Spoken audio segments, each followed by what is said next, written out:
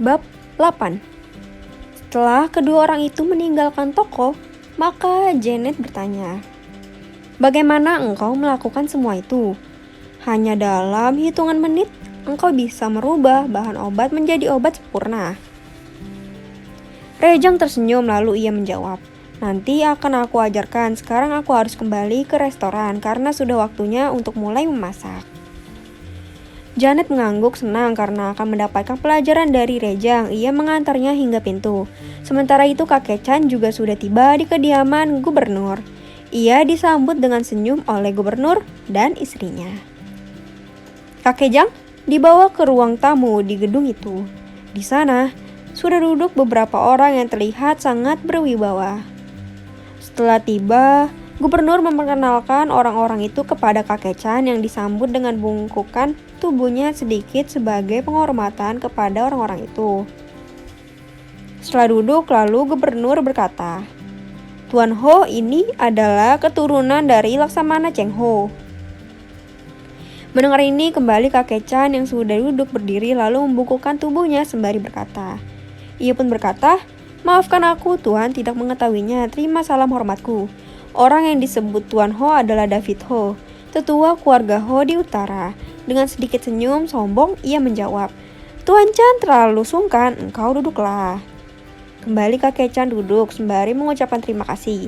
Gubernur kembali berkata, "Aku menceritakan kejadian di malam itu kepada Tuan Ho, di mana engkau menyelamatkan nyawaku." Kakek Chan menjawab, "Tuan terlalu melebih-lebihkan. Aku hanya orang yang terdekat posisinya. Jadi semua hanya kebetulan saja."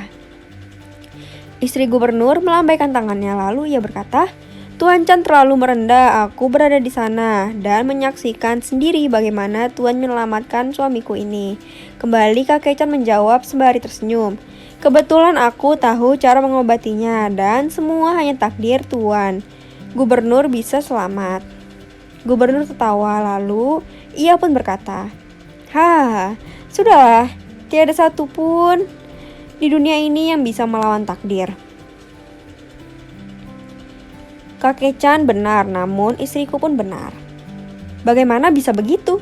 tanya David Ho. Gubernur tersenyum lalu menjawab, "Tuan Ho, takdir yang menentukan jika aku terserang jantungku di restoran yang tempatnya berada di depan toko milik Tuan Chan. Kebetulan Tuan Chan berada di toko dan kebetulan lagi Tuan Chan memiliki keterampilan untuk mengobati. Jika tidak, aku tidak bisa selamat. Jadi semua hanya takdir dan kebetulan Tuan Chan yang menyelamatkan nyawaku." Semua orang berada di ruangan pun tertawa. Setelah semua diam, gubernur lanjut berkata, "Tuan Chan, aku mengundangmu karena Tuan Ho yang memintanya." Kakek Chan mengalihkan pandangannya kepada David Ho, lalu ia berkata, "Tuan Ho, ada apakah? Jika ada yang bisa aku lakukan untuk keluarga Laksamana, maka aku akan melakukan apapun untuk membantu."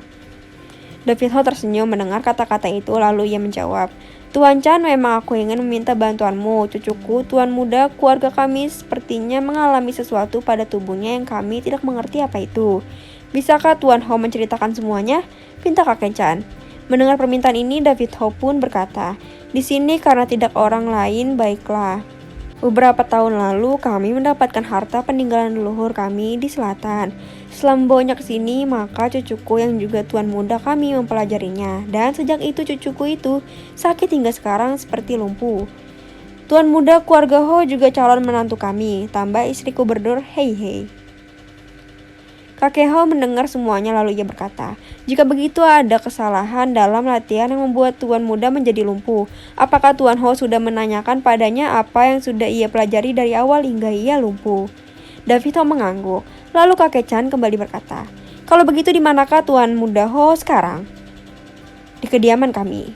Tidak ada orang luar yang mengetahui keadaannya kecuali engkau. Jadi mohon kepadamu untuk tidak menyebarkannya keluar," pinta David Ho. Kakek Chan tersenyum mengangguk lalu menjawab, "Aku seorang tabib, tentu menjaga kerahasiaan pasienku." "Bagus. Jika begitu mari Tuan Chan ikut aku ke kediaman kami," ajak David Ho sembari berdiri. Segera orang-orang yang berada di sana berdiri dan berjalan keluar ke kediaman gubernur. Sementara di restoran Rejang sudah selesai memasak, ia duduk beristirahat sembari memainkan teleponnya. Apakah engkau tahu bahwa Tommy temanmu itu memenangkan olimpiade tingkat nasional? Tanya salah satu pelayan padanya. Rejang menggeleng kepalanya, karena memang ia tidak tahu dan tidak mau peduli. Pelayan tadi kembali bertanya. Semua orang menonton beritanya di depan. Mendengar ini Rejang pun tertarik untuk menonton juga. Ia keluar menuju kerumunan orang yang menonton. Di televisi terlihat Tommy menerima hadiah sebagai pemenang olimpiade tersebut. Bagaimana Tuan Han bisa menjadi seperti saat ini? Tanya reporter yang mewawancarainya. Tommy Han menatap ke kamera sembari tersenyum sombong. Ia menjawab, Tuan menganugerahi aku kepintaran, tentu dengan terus belajar dengan rajin, aku bisa menjadi begini. Kembali reporter bertanya. Reporter pun berkata, apakah ada orang yang mengajarimu metode khusus dalam belajar hingga Anda bisa menjawab semua soal yang diajukan oleh panitia? Tidak ada. Aku hanya belajar sendiri saja dengan keras siang dan malam. Jawab Tommy Han dengan bangga. Bukankah ia berguru kepada Rejang? Teriak para pelayan yang mengetahui bagaimana Tommy selalu menempel Rejang untuk belajar. Orang tidak tahu berterima kasih. Teriak yang lain lagi. Kembali suara reporter bertanya, aku mendapat informasi bahwa rekanmu yang bernama Rejang yang seharusnya mewakili provinsi karena ia tidak bisa maka ia mengajarimu. Tommy Han tertawa lalu berkata, ia sebagai pilihan pertama benar namun belajar darinya nanti dulu. Jika melawannya dalam berhitung aku belum tentu kalah, bagaimana ia akan mengajari orang yang lebih pintar darinya. Jadi informasi ia mengajariku itu tidak benar. Kepala sekolah dan para guru yang berada di sana hanya dia, mereka tahu Rejanglah yang mengajari Tommy Han. Jika ada tawaran untuk pindah ke ibu kota, mendapat beasiswa bersekolah di sini, apakah engkau akan menerimanya? Tanya reporter kembali. Tommy Han mengangguk lalu menjawab, tentu aku akan menerimanya. Sekolah tempat aku belajar sudah tidak cocok lagi untuk orang sepertiku, bukan? Reporter mengangguk menyetujui pendapat Tommy Han, namun tidak bagi guru-guru yang juga berada di sana. Dengan sikap seperti ini, sepintar apapun orangnya, tidak ada tempat baginya di masyarakat. Ibarat kacang lupa kulitnya. Reporter yang melihat sikap ini hanya tertawa dengan penuh senyum karena memang itu tugasnya. Ia kembali berkata, terima kasih Tuan Han, semoga ada sekolah di ibu kota yang ingin memberikanmu beasiswa. Rejang yang duduk sembari memainkan teleponnya sudah melupakan hal tadi, namun para pelayan masih membicarakan Tommy Han. Di kediaman keluarga Ho, kakek Chan yang duduk di sisi tempat tidur Tuan muda, Ho memeriksa denyut nadi dan mencoba mengetahui apa yang sebetulnya terjadi. Hingga 2 jam kakek Chan berada di sisinya. Setelah yakin, ia bangkit lalu mengajak David Ho keluar dari kamar itu. Tuan Ho, cucu Anda salah dalam berlatih jadi merusak urat syarafnya, kata kakek Chan setelah berada di ruang keluarga. David Ho mengangguk lalu ia berkata, seperti dugaanku, bagaimana pendapat Tuan Chan, apakah bisa ia disembuhkan? Kakek Chan menggeleng kepalanya lalu menjawab, Tuan Ho, Anda tahu jika salah berlatih ilmu bela diri, maka hanya orang yang menguasai bela diri yang bisa menyembuhkannya. Semua terdiam mendengar jawaban kakek Chan tadi.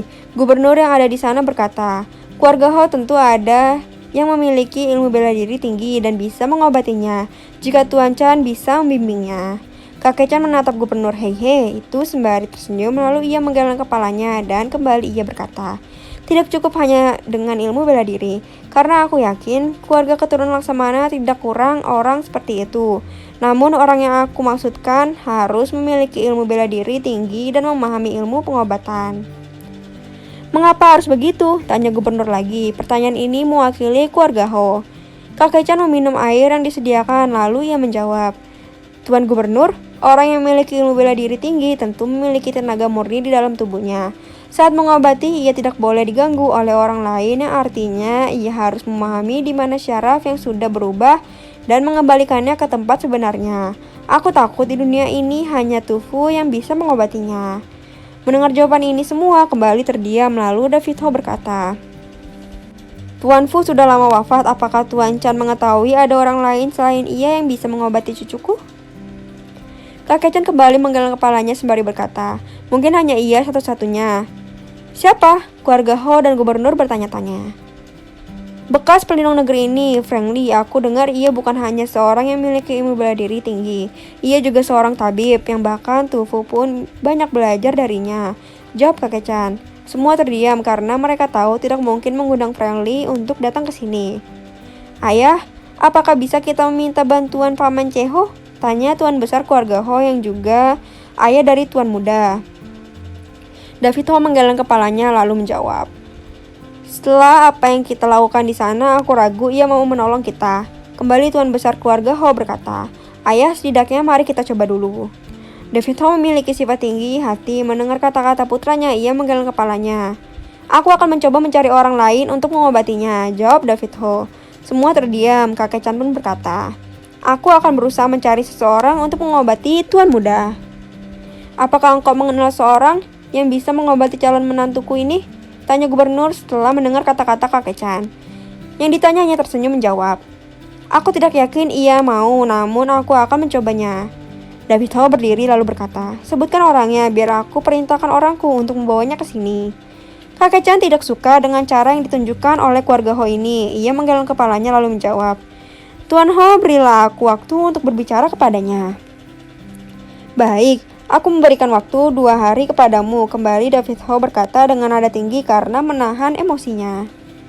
Kakek Chan mengangguk lalu berkata, kalau begitu izinkan aku untuk pulang. Tuan Besar Ho dan gubernur mengantar kakek Chan hingga pintu. Selanjutnya pengawal gubernur pergi bersama kakek Chan ke tokonya. Sepeninggal kakek Chan, David Ho berkata, siapa orang yang dimaksud Tuan Chan tadi? Aku menjadi penasaran. Gubernur dan yang lain-lain tidak dapat menebak siapa orangnya. Melihat ini David Ho kembali berkata, jika begitu kalian awasi kemana saja ia pergi. Aku ingin tahu kemana dan siapa yang ia temui. Perintah David Ho kepada keluarganya, semua mengangguk lalu menjawab, baik tetua. Sementara itu di perjalanan kakek Chan bersama pengawal gubernur tidak ada hambatan. Hanya sekitar 1 jam mereka sudah tiba di toko milik kakek Chan. Setelah mengucapkan terima kasih, kakek Chan masuk ke tokonya. Janet yang menyambutnya bertanya. Ia pun berkata, apakah gubernur baik-baik saja? Kakek Chan yang sudah duduk melepas lelah mengangguk lalu menjawab, gubernur dan keluarganya baik-baik saja. Yang sakit adalah calon menantu mereka. Siapa? Tanya Janet penasaran.